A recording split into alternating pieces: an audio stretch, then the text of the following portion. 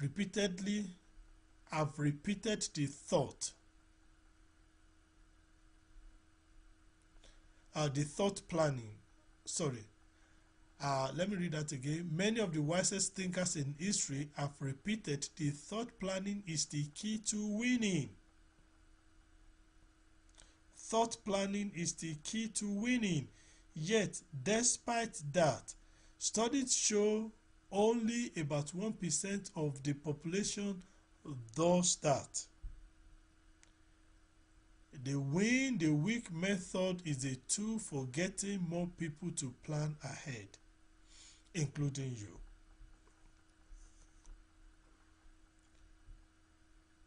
I think the YouTube has created a new link again, so I don't know why that is happening, even though it shows clearly everything is working here. But I suspect it has created, it's fine on Facebook all through, but the YouTube seems to be the one creating a new link. So if you know people that are watching on YouTube, they should probably have a new link now. Okay, all right, so I'll continue. So it says the win the week method is a tool for getting more people to plan ahead, including you. The method is very simple. Every week you hold a 30-minute planning session where you plan your next week. The method involves 6 steps. So what are those 6 steps? Those are the things that we start to look at. The first thing is you need to remove the resistance. You need to remove the resistance. That's what we were talking about earlier on. And I said we will now need to unpack them so that you and I will understand exactly what we need to do in order to actually do these things. Step 1 and job number 1 in holding a weekly planning session is to first remove the internal fears, stresses, and anxieties which you probably naturally feel about planning. The truth is this: majority of us, we have certain mindsets about certain things. And sometimes they may be founded, they may be as a result of past experience in certain things. At times it's because of what other people have told us. Sometimes it's based on what people have shared, irrespective of the source of what is feeding that fear, that anxiety. It's really important that you and I will confront those things. It's really important that we confront what those things are, because at the end of the day, remember the definition for fear: false evidence appearing real. So it doesn't necessarily mean, and the fact that somebody has experienced it that way does not necessarily mean you have to go through that similar experience exactly. Do we get it? So don't let fear hold you back. Don't let the fear of the unknown keep you from taking the steps you need to take. So the authors, they said, as strange as it may sound, you will need to do this every week. So spend the first 5 minutes of your planning session removing resistance to planning. You need to identify what those resistance to planning are for you as an individual. What constitutes resistance to planning for me will not necessarily constitute the resistance to planning for you. And the part of the process, the major part of the process, is for you and I to be able to identify what those resistances are. What are the things that resist us from planning?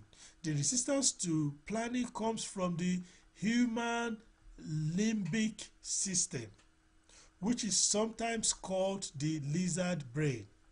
It's the authors that said that. It triggers a fight or flight response because it perceives planning as a threat. Planning is seen as a threat, and when you see something that is threatening to you, what do? You either stay to fight, or you what? You bail. You run as far as your feet can take you. You don't naturally take a neutral position to anything that is threatening to you. It's not a natural response. It's that you respond such as to attack it or to see if you have to escape it.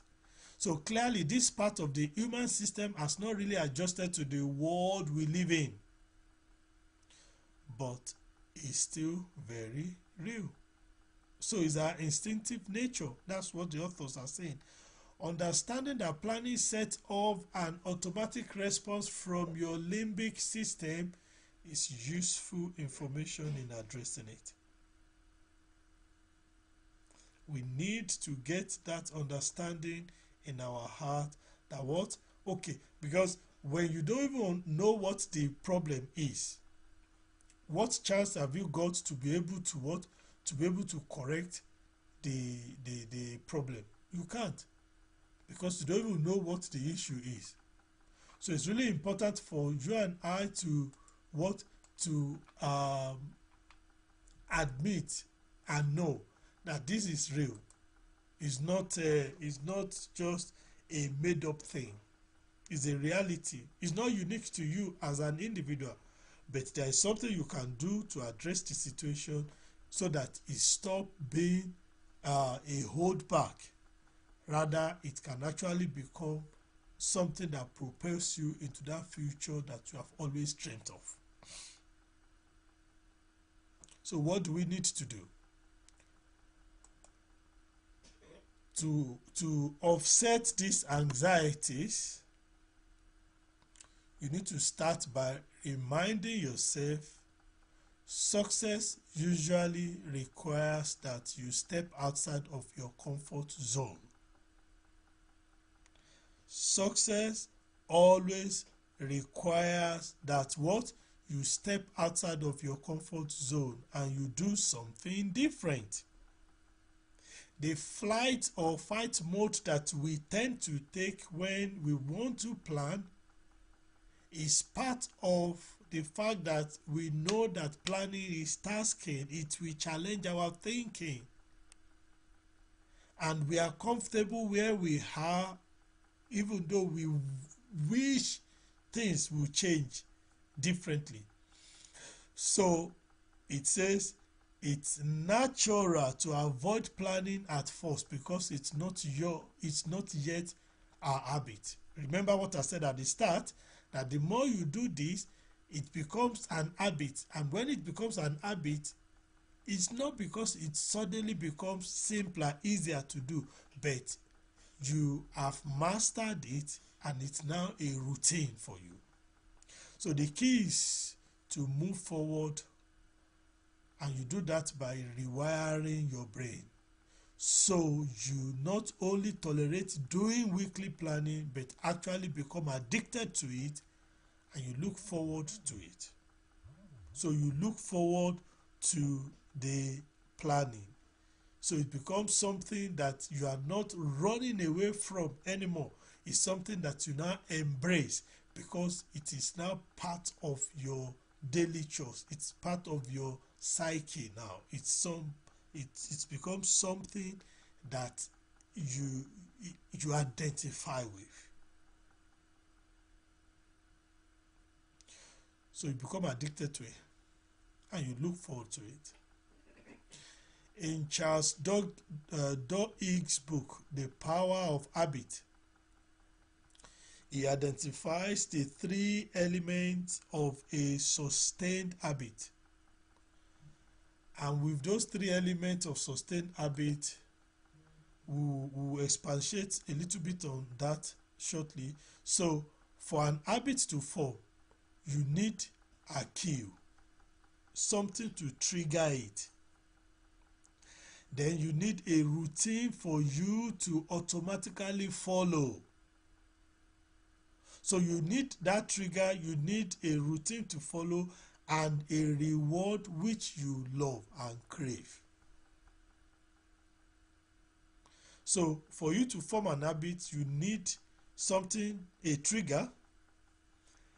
Then you need to fashion out what is the routine that you need to follow in order to, embrace, in order to follow that cue, in order to pursue that nudge that you've got. And what will be the reward when you have actually achieved that thing? That needs to be defined.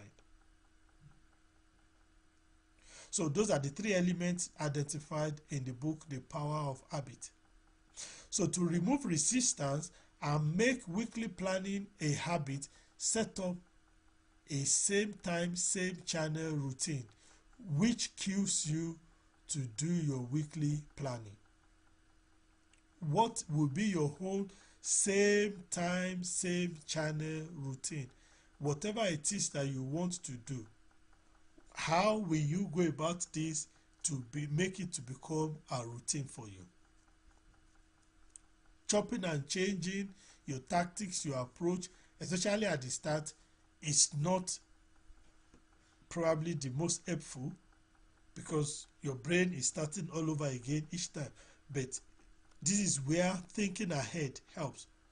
Think ahead, structure something, then make sure you follow that thing routinely over a period of time. So use the win the week methodology as your routine, and then enjoy a great reward of your choice. Enjoy the great reward of your choice. Let me move forward quickly so we can finish this one tonight. So as part of removing the resistance, so with what I've described earlier on, the authors, they gave an example. Yeah. So they said, for example, meet your significant other at your favorite bar on Friday night after work. Plan your coming week together over a bottle of your favorite beverage. Note, a bottle of favorite beverage, not a bottle of wine. Okay? And then spend some time relaxing and connecting. You notice from there, you plan ahead. It's someone that you love to be with, a favorite bar on a particular day. Don't just keep chopping and changing. The second thing says, go to your favorite cafe for a late breakfast on Saturday evenings. Enjoy a delicious breakfast and then plan your week. That leaves you with what? The rest of the weekend to fill with stuff you enjoy. Knowing you are all ready to get back to work first thing Monday morning. It's about building a routine. So, and the third example as well says, you might go to a local bathhouse on Saturday around lunchtime and soak in a hot tub for as long as you like, then plan the coming week over lunch. Attach a reward. That's the key thing. You absolutely love you absolutely love your planning meetings. You look forward to them every week. Keep removing resistance every week and you develop the habit. You keep removing the resistance every week so that it becomes an habit for you. Let's look at the second point quickly as we are rounding up tonight. So the first one is to remove the resistance. The second is learn a lesson. And I'll read this through as quickly as I can. It says, great planning always involves learning a lesson each week. If you create and feed a learning loop, which helps drives exponential improvement, you will feel good about planning. More importantly, doing this ensures that you are not repeating the same mistakes over and over. I said that before.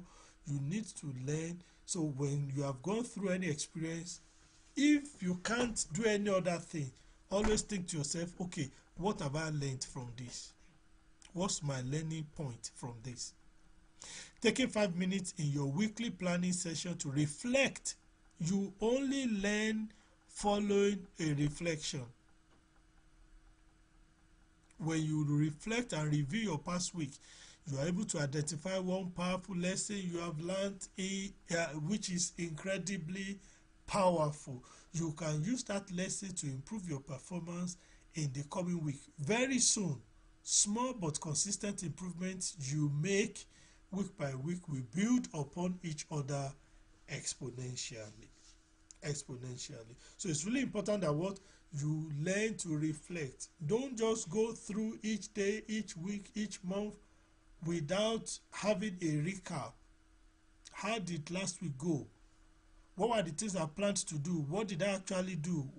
What were the reasons why we couldn't do all the things we wanted to do? You review that, you learn a lesson, you apply the lesson to this week so you can have a better tomorrow.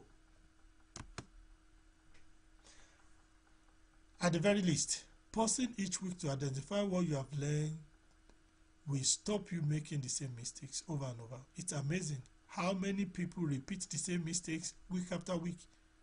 Just like the Bill Murray movie, Groundhog Day. Ask yourself two great questions in every weekly planning session.